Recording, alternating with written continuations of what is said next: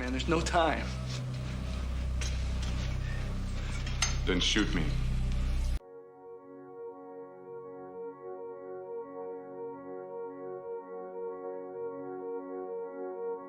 If there was ever a movie that put a unique twist on the apocalyptic genre, that movie would be Miracle Mile, focusing on two leads, Harry and Julie, played by Anthony Edwards and Mare Winningham, who upon meeting fall in love due to having a lot in common, and then accidentally find out about a nuclear holocaust. What follows is a mostly in real-time scenario about trying to escape Los Angeles, and the standout of this movie is not so much the combination of disaster and love story, but also how weird things get. Released in America in 1989, the movie has an interesting history. Chosen by American Film Magazine as one of the best unmade screenplays of 1983, the movie spent 3 years in production limbo until director Steve De Jarnatt bought the script for $25,000. The studio then offered $400,000 to buy it back, which he declined, and at one point the movie almost became the script for an eventual Twilight Zone movie. On top of that, before Anthony Edwards was cast, the production almost began with both Nicolas Cage and Kurt Russell. The former sounds interesting, but despite being a well-received movie, the box office did not relate. It's kind of to be expected, given it's not the typical disaster scenario, but what's less talked about is how weird things get. It may seem like a love story with an apocalyptic backdrop, but the movie is literally full of off-the-wall crazy scenes, and a lot of them do feel completely random. Given it's a disaster movie, that may seem reasonable, but honestly, I get the occasional Stephen King vibe. I'm not trying to compare it to The Monkey or any of the other crazy adaptations, but for a love story set in a doomsday scenario, a lot of the stuff does leave you questioning, what the hell is going on here? Does it make it more fun? Is it complete nonsense? Does this premise work? Let's find out. This is Miracle Mile. At first clinging to the ocean floor, then developing locomotion and sight. So already we have a unique twist on that trope, it being on TV, but what I do find odd is the narration. Given it mostly follows him in real time, I don't think that fits in, but I wouldn't say it's a big issue. Yeah, I know. They made this frozen woolly mammoth stew. This is my field trip, young man. Don't know what that line's about, but that's a mindset you'll want to get used to. I felt so bad I could have jumped into the tar pits. I wouldn't be thinking negative thoughts like that. Obviously they'll still get together, set up plans to go dancing at 1 a.m., and despite not being developed too much, him and Julie do feel genuine. Maybe it's because they're actually married in real life, but that didn't happen until 2021. I guess you could say it really was meant to be. Oh, there it is. The title. We also established that her parents are separated over an argument we don't actually know about, and that's not going to lead to anything that makes any sense. Unfortunately, a power outage causes Harry to oversleep, leading Julie to believe he chose not to show up. So if she gets good and knocked out, and some random shit occurs... Backstroking a battered dragon piss for all I care about it, man. Not me, not Spongy. Yeah, like I said, weird shit like this is common throughout the movie, and I'm guessing that's the idea, to fit in with the nuclear holocaust, but then you have stuff like this. Just wondering if you know if anyone here has a son named Chip? I had an uncle named Chet. What's the point of that? It's not that funny. Lots of the characters have exaggerated personalities, or do things that are less than intelligent or rational. It could be a metaphor for why the apocalypse is happening, but it kinda just feels random to me. It still fits in okay, being it's not the most serious apocalyptic movie, but if there's supposed to be some message, I'm not really getting that. He then finds out about the apocalypse way too conveniently. Somebody dials the wrong area code. I heard it ringing. Is this 714? Did I dial 213? Shit! Those numbers are completely different. And no, we don't find out what he was going to tell his dad. Anyway, you know the drill. Missiles being fired, retaliation coming in less than an hour, and despite the unique cast of characters in the cafe inevitably accepting this, none of it really matters that much. Yeah, one of them has connections, therefore confirming it. For the most part, there's still some doubt. She can charter a private jet out of Los Angeles. But when he abandons them to find Julie, it's mostly just a plot device. The plan they go in detail on is irrelevant, all that matters is escape as possible, and given how much they explain it and how unique each character is, you wouldn't think they'd never be seen again. Nobody is void of personality, even the ones who apparently just climbed in. It's Julie. Who are you? Who are you? But then again, it does make it feel more realistic, opposed to the other things in the movie that don't make sense, but I can appreciate the genuine feel here. Again, the movie will continue to follow Harry, nothing deviates from that, and it's just a real refreshing feeling. He makes Wilson, a radio thief, give him a ride.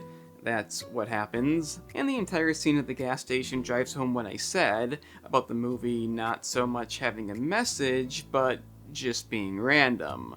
The gas station is taxi only, so apparently he's gonna make him fill the car up, but then he agrees anyway for more money, and the cops happen to show up. Wilson gets gasoline on them, they do everything they can to set themselves on fire, and then the place blows up. Almost forgot to mention that's Mr. Blue from Reservoir Dogs, but it's kind of a pointless scene.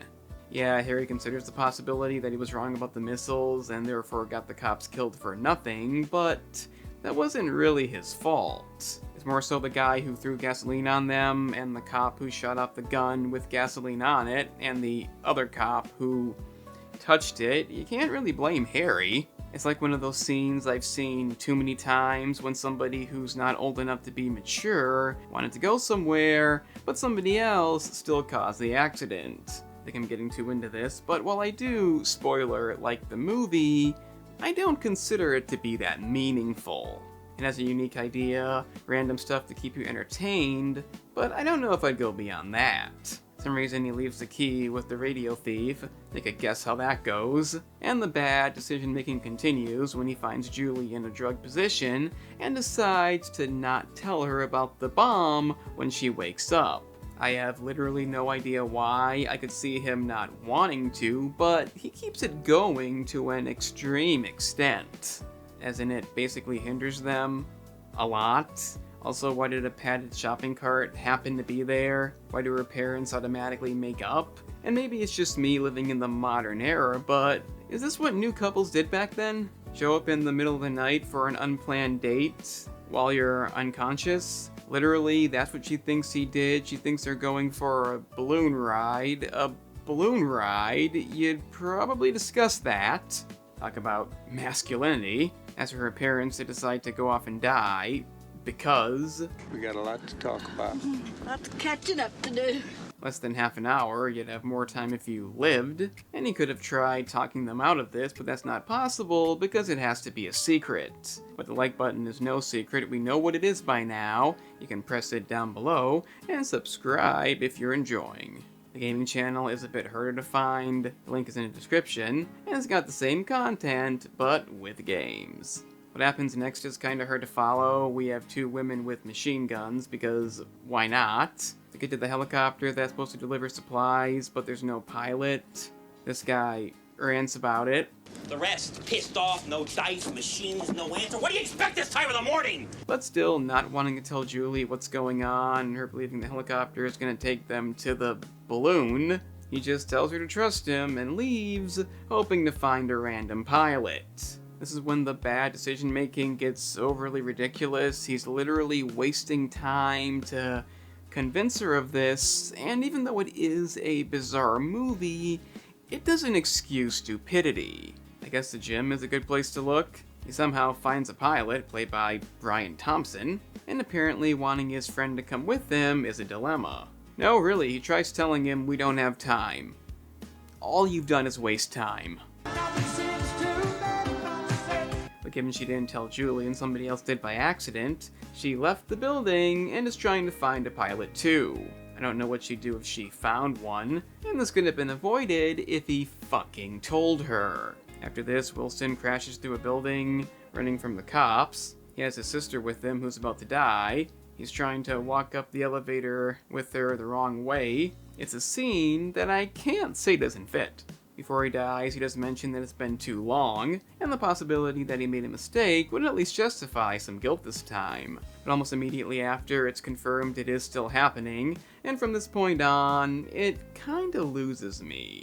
Technically, they could just leave right now, but he thinks he sees the pilot leaving and has her go alone. It ends up not being the pilot, and yeah, that small coincidence ends up being very consequential. You think he'd just go back to the helicopter, but instead he tries to make a phone call to the father of the guy who warned him about the thing he wanted his father to know. It doesn't even work out. And again, why not just get the fuck out? Obviously, panic has broken out, and in my opinion, the movie should go as followed. He could jump across the cars to get to the building, that would look cool. Him and Julie fly away together, making it just in time, something like that. Instead, he jumps on one car, the driver tries to kill him, really tries to kill him. Get back here! Even when he ends up in the sewer, he's still trying to shoot him. And yeah, that's where he is now. Too many things go wrong. What he's trying to do is not that complicated. Him and Julie randomly meet up, and believing the elevator is not going to make it, they decide to, I guess, have sex. The following is again hard to make out. They find that guy all drunk. I don't know where anybody else is, and it seems like the end. However, the pilot comes back. I don't know where he went. I don't know where his friend is, or anybody is. I don't know why he's injured. All we get is this. I said I'd be here! And the ending, you definitely didn't see coming. They don't make it. They crash into the tar pits where he formerly said he should jump into. They give some analogy about them becoming diamonds when they're eventually found, and that's it. She could have died peacefully in her sleep opposed to sinking into tar, all thanks to him, but I don't completely accept this ending. It's obviously trying to be unexpected. That's the only reasoning. It doesn't remotely fit in with this movie's tone at all. I am by all means in favor of something unexpected, but my biggest issue is how inconvenient things went. Like I said, they could have just left many times, opposed to making phone calls, watching the news, and if he just explained to her what was going on, he could have probably convinced her not to leave the building. Opposed to being plot convenient, it's too plot inconvenient, so when it has a desolate ending, it doesn't feel deserved. Anybody can write something that way, but in this case, I don't buy it. I don't think it suits the movie that good, even though apparently some do. And the conclusion I come to is, despite Miracle Mile being a very unique and enjoyable disaster movie, it may be a bit overrated. Not that it's the most well-known disaster movie out there, but reviews are genuinely good, and they have a few issues. I'm okay with the weird stuff, but some of it doesn't really fit. It feels odd for the sake of being odd, and given it's combining the disaster and romance genre in a very enjoyable way, I don't know if it was really all that needed. That being said, I'm not going to complain about that, well, more than I already have. Like I just said, I don't really love the ending, and I don't love how we get to it. If you really wanted an unexpectedly sad ending, you could have done that in a number of other ways, but having him waste time, keep things secret for no reason, and all kinds of dumb things going wrong, it takes away from the impact because it was so easily avoidable. Towards the end, it meanders way too much. I never really stopped rooting for them, that's the one big positive, but having it end badly at the very last minute feels more cheap than unexpected. Not to mention a lot of things just don't make sense. What even happened with the pilot? I would have maybe preferred them just dying on the roof, but I guess they wanted to end in the tar pits because it kinda started there. A nice touch, but also very obvious, given you watch the movie more than once. With that being said, I still say the positives outweigh that. Our leads feel real genuine, the plot keeps you guessing where it's going, and the way the movie follows Harry primarily in the time span of one night gives it a unique feeling. The simple things make the movie good. I don't see it as much more than that. It's not amazing like the reviews say, but it's a truly unique disaster movie. If you're a fan of those, definitely check it out. Otherwise, I wouldn't call it a must-see. I'm the analyst, and remember kids, even if it's not sexual, any kind of date should be agreed on.